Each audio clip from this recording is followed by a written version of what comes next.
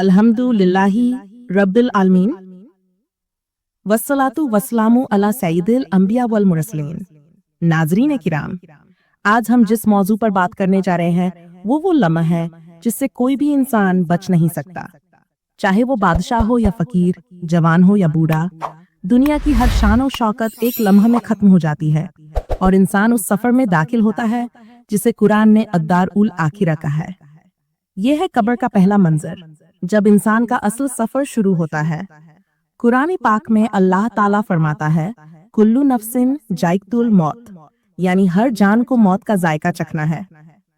इंसान जब दुनिया में होता है तो वो समझता है कि शायद ये जिंदगी हमेशा के लिए है, लेकिन मौत का फरिश्ता जब आता है तो दुनिया की हकीकत एक पल में खुल जाती है।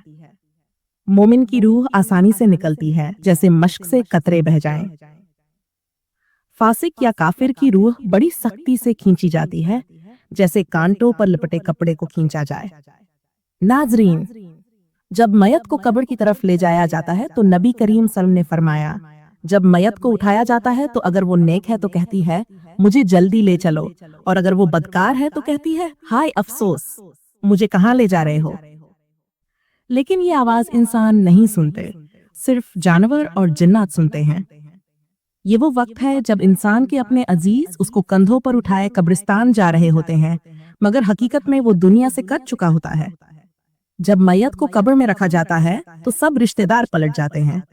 नबी करीम सल्लल्लाहु अलैहि वसल्लम ने फरमाया, इंसान के साथ 3 चीजें कब्र तक जाती हैं, माल, अहलो अयाल और अमाल। 2 वापस लौट जाते हैं और 1 बाकी रहता है, और वो है अमाल। यानी न दौलत साथ जाती है, न औलाद, न दोस्त, सिर्फ अमाल रह जाते हैं। अब कब्र में आता है असल सवाल और जवाब का मरहला। 2 फरिश्ते आते हैं जिनके नाम है मुनकर और नकीर। उनकी हैबत का आलम यह है कि आंखें अंगारों की तरह, आवाज बिजली की कड़क की तरह। वो मैयत से 3 सवाल करते हैं। 1, तेरा रब कौन है? तेरा दीन क्या है? उस हस्ती के बारे में क्या कहता है जो तुम में भेजी गई, यानी हजरत मोहम्मद। अगर इंसान ईमान वाला था तो फौरन जवाब देता है, मेरा रब अल्लाह है, मेरा दीन इस्लाम है, और मोहम्मद सल्लल्लाहु अलैहि वसल्लम अल्लाह के आखिरी रसूल हैं। फिर फरिश्ते उसके लिए जन्नत की खिड़की खोल देते हैं, कब्र कुशादा कर दी जाती है, खुशबू और नूर कब्र को भर देता है। नबी सल्लल्लाहु अलैहि वसल्लम ने फरमाया, कब्र मोमिन के लिए जन्नत के बागीचों में से एक बागीचा बन जाती है।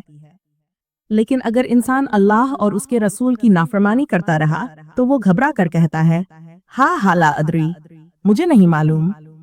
फरिश्ते लोहे के हथौड़े से ऐसी चोट मारते हैं कि उसकी चीख जमीन पर मौजूद हर मखलूक सुनती है सिवाय इंसान और जिन्न के। फिर उसके लिए जहन्नम की खिड़की खोल दी जाती है।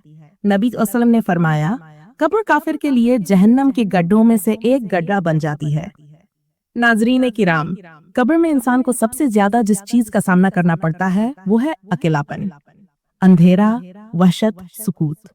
लेकिन मोमिन को ये वहशत महसूस नहीं होती, क्योंकि उसके साथ कुरान की तिलावत, नमाजों का नूर और नेक अमाल का सहारा होता है। हदीस में आता है कि कब्र में मोमिन के साथ एक खूबसूरत नूरानी शख्स आता है जो कहता है, मैं तेरे नेक अमाल हूँ, मैं तुझे कभी अकेला नहीं छोड़ूंगा। और गुनहगार के पास एक बदसूरत, बदबूदार शक्ल वाला आता है जो कहता है, मैं तेरे बुरे अमाल हूँ। कुरान में है, अन नारू युरजुन अलैहा गुदुव्वन व अशिया, यानी जहन्नम की आग सुबह शाम उन पर पेश की जाती है। नबी सल्लल्लाहु अलैहि वसल्लम अक्सर दुआ करते थे, अल्लाहुम्मा इन्नी आउजु बिका मिन अजाबिल कब्र, ऐ अल्लाह, मैं तेरी पनाह मांगता हूँ कब्र के अजाब से। ये बताता है कि कब्र का अजाब एक हकीकत है जिसे कोई झुठला नहीं सकता। नाजरीन, ये सब सुनने के बाद एक सवाल हम सबको अपने आप से जरूर करना चाहिए, क्या हमारी कब्र जन्नत का बाग बनेगी या जहन्नम का गड्ढा? आज हमारे पास वक्त है, हम नमाज कायम करें, कुरान की तिलावत करें, वालिदैन की खिदमत करें, सदका व खैरात करें और हर गुनाह से तौबा कर लें। आखिर में दुआ, ए अल्लाह, हमें ईमान की दौलत अता फरमा। ए अल्लाह, हमें कब्र के अजाब से महफूज फरमा। ए अल्लाह, हमारी कब्रों को जन्नत के बागीचे बना दे, और क़ियामत के दिन हमें अपने महबूब नबी की सल्लल्लाहु अलैहि वसल्लम शफाअत नसीब फरमा। आमीन या रब्बल आलमीन।